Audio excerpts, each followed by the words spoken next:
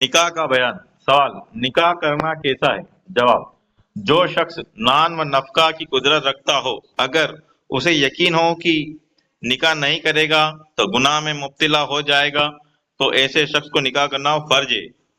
اور اگر گناہ گار کا یقین نہیں بلکہ صرف خطرہ ہے تو نکاح کرنا واجب ہے۔ اور شہوت یعنی لالسا کا بہت زیادہ غلبہ نہ ہو تو نکاح کرنا سنت مؤکدہ ہے۔ اور اگر اس بات کا خطرہ ہے کہ نکاح کرے گا تو نان و نفقہ نہ دے سکے گا یا نکاح کے بعد جو فرائض متعلقہ ہے انہیں پورا نہ کر سکے گا تو نکاح کرنا مکروہ ہے۔ اور ان باتوں کا خطرہ ان باتوں کا خطرہ ہی نہیں بلکہ یقین ہو تو نکاح کرنا حرام۔ در مختار اور بہار شجد میں اس کی زیادہ معلومات دیکھ سکتے ہیں۔ سوال: کن عورتوں سے نکاح کرنا حرام ہے؟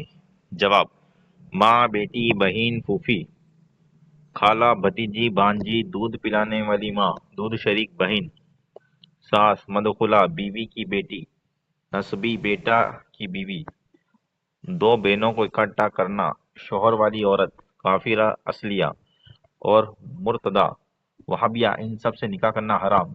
ان مسئلہ کی مزید تفصیل بہار شریعت وغیرہ سے معلوم کریں۔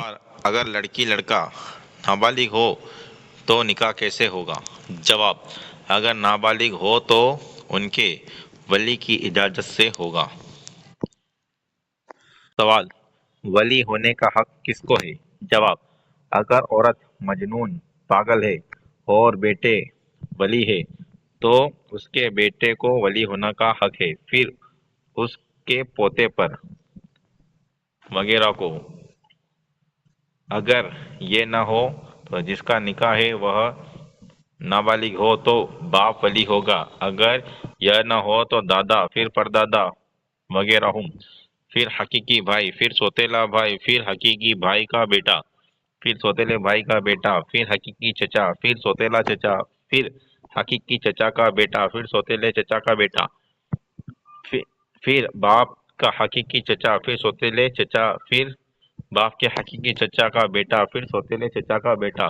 خلاصہ یہ کہ اس خاندان میں سے زیادہ قریب کا رشتہ دار جو مرد ہو ولی ہوگا، اور اگر یہ سب نہ ہو تو ماں ولی ہے، پھر دادی، پھر نانی، پھر پوتی وغیرہ، پھر نانا۔